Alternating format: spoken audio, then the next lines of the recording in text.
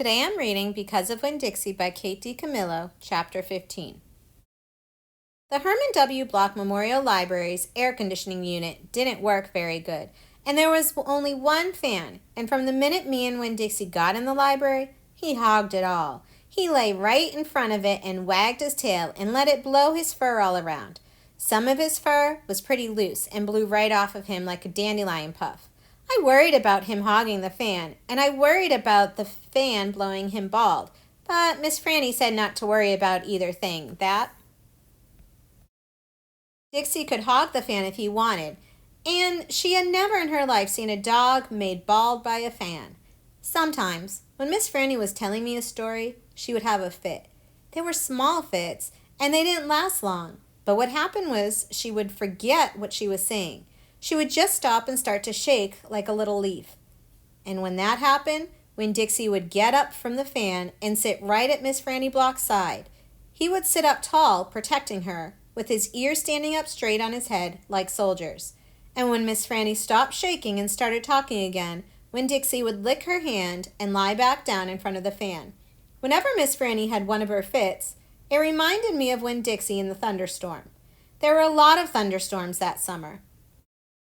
And I got real good at holding on to Winn-Dixie whenever they came. I held on to him and comforted him and whispered to him and rocked him just the same way he tried to comfort Miss Franny when she had her fits. Only I held on to Winn-Dixie for another reason too. I held on to him tight so he wouldn't run away. It all made me think about Gloria Dump. I wondered who comforted her when she heard those bottles knocking together, those ghosts chattering about the things she had done wrong. I wanted to comfort Gloria Dump, and I decided that the best way to do that would be to read her a book. Read it to her loud enough to keep the ghosts away. And so I asked Miss Franny, I said, "Miss Franny, I've got a grown-up friend whose eyes are going on her, and I would like to read her a book out loud. Do you have any suggestions?" "Suggestions?" Miss Franny said. "Yes, ma'am, I have suggestions. Of course I have suggestions. How about Gone with the Wind?" "What's that about?" I asked her. "Why," said Miss Franny, "it's a wonderful story about the Civil War." "The Civil War?" I said. "Do not tell me you have never heard of the Civil War." Miss Franny Block looked like she was going to faint. She waved her hands in front of her face. "I know about the Civil War," I told her. "That was the war between the South and the North over slavery." "Slavery, yes," said Miss Franny. "It was also about states' rights and money. It was a terrible war. My grandfather fought in that war. He was just a boy." "Your great-grandfather?"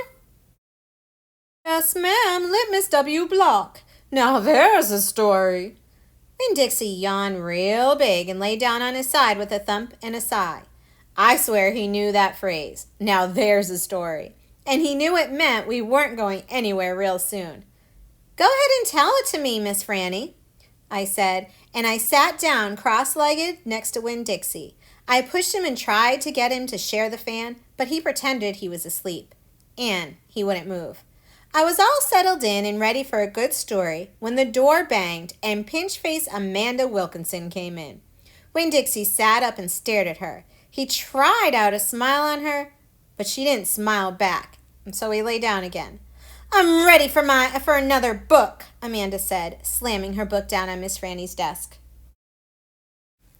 "Well," said Miss Franny, "maybe you wouldn't mind waiting. I'm telling India Opal a story about my great-grandfather. You are, of course, more than welcome to listen. It will be just 1 minute." Amanda sighed a real big dramatic sigh and stared past me. She pretended like she wasn't interested, but she was. I could tell. "Come sit over here," said Miss Franny. "I'll stand, thank you," said Amanda. "Suit yourself." Miss Franny shrugged. "Now, where was I? Oh, yes, Litmus. Litmus W. Block."